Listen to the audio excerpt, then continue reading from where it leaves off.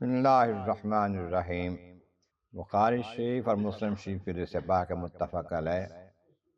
عبداللہ ابن عباس رضی اللہ تعالیٰ عنہما سے روایت ہے، روایت رسول کریم صلی اللہ علیہ وسلم سے کر رہے ہیں، اور وہ روایت جو اللہ تعالیٰ کی طرف سے حضور بتاتے ہیں کہ اللہ تعالیٰ نے یہ فرمایا ہے۔ آقا فرماتے ہیں صلی اللہ علیہ وسلم، اللہ تبارک و تعالیٰ نے نیکیاں اور گناہ لکھ دیے، پھر ان کو واضح کر دیا، بتا دیا، اعلان کر دیا۔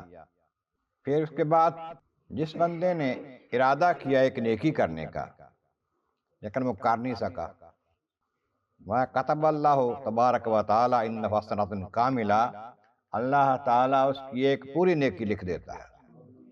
ارادہ کرنے پر، نیت کرنے پر ایک نیکی اس کی پوری لکھ دیتا ہے۔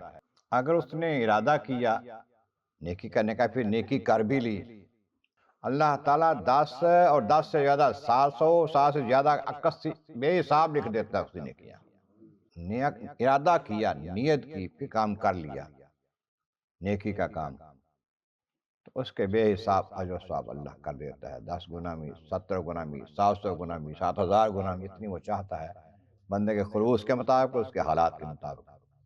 سال اس کی آتی ہے، ایک بندے کے پاس 1 روپیہ ہے، اس نے وہ راہ خدا میں دے دیا، گویا اس نے سارے کا سارا اپنا مال دے دیا ہے۔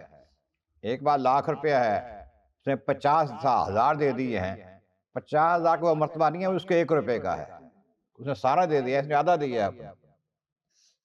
اس طرح نیت اور خلوص کے حساب سے اپنے حالات کے اعتبار سے اجر و ثواب ہوتا ہے۔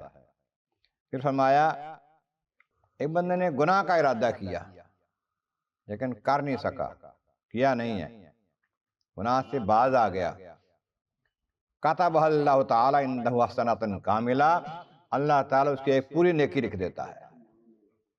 گناہ کا ارادہ کیا لیکن باز آ گیا، نہیں کیا گناہ، نیکی لکھی جاتی ہے۔ من ہم بہا وعملہا، اگر گناہ کا ارادہ کیا، نیت کی، اور پھر کر بھی لیا، تو اس کو 10 گنا نہیں لکھتا، 70 گنا نہیں لکھتا، 700 نہیں لکھتا، بلکہ کتب اللہ سیئۃ واحدہ، ایک ہی گناہ لکھے گا اس کا۔